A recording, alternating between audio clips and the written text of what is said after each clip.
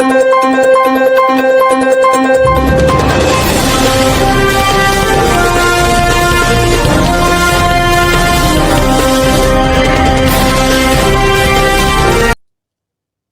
एमपीएससीनी drug इन्स्पेक्टरच्या परीक्षेचा निकाल जाहीर केला आणि हा निकाल जाहीर झाल्यानंतर या संदर्भात सोशल मीडियामध्ये कालपासून काही चर्चा सुरू झाली.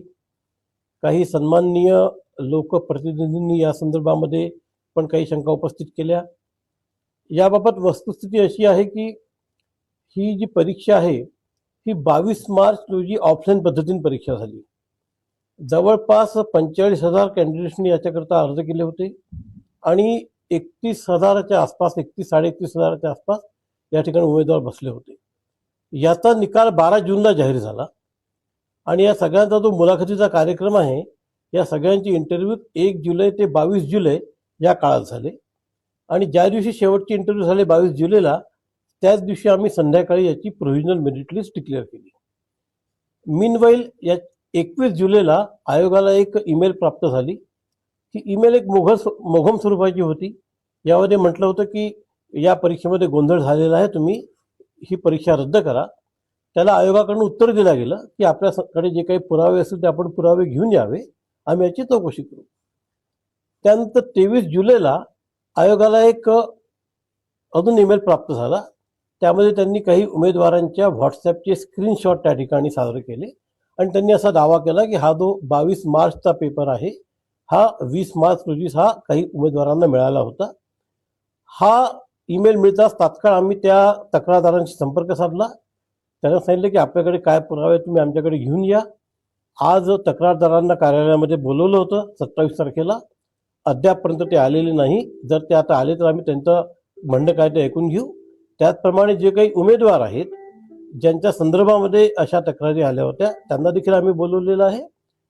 मीनवाईल काल रात्री 9:30 वाजता आम्हाला जो तक्रारदार आहे त्याचा एक परत ईमेल प्राप्त झाला आणि त्यांनी असं म्हटलेलं आहे की हा जो मी तक्रार केली होती ती तक्रार चुकीची आहे. प्रत्यक्षात एक जो उमेदवार आहे जो उमेदवार या परीक्षेमध्ये सिलेक्ट होऊ शकला नाही आणि त्याला वाटलं की ही परीक्षा एक 12-14 वर्षांनी झालेली आहे, आता पुढची 10-12 वर्ष परीक्षा होणार नाही आहे, त्यामुळे आपण या सध्याच्या जर आपण अशी तक्रार केली तर कदाचित ही परीक्षा रद्द होईल आणि फेरपरीक्षा होईल, म्हणून मी अशी तक्रार केलेली आहे. मी अशी तक्रार माझी वापस घेतो आहे. आता आम्ही त्यांना देखील पाठवलं की तुम्ही तुमचं म्हणणं आयोगाकडे सादर करा. परंतु एकंदरीतच हे जरी काही असलं तरी आपल्याला आयोगाची एक जी ट्रान्सपरन्सी आहे, निष्पक्षपातीपणा आहे आणि जो विद्यार्थ्यांचा आयोगावरचा विश्वास आहे तो टिकून राहावा याकरता आम्ही या संदर्भामध्ये पोलिसांमध्ये तक्रार सादर करतोय. यामध्ये पोलीस तपास जो काही करतील त्याच्यातनं जे काही निष्पन्न होईल त्या आधारे आम्ही निश्चित कारवाई करू.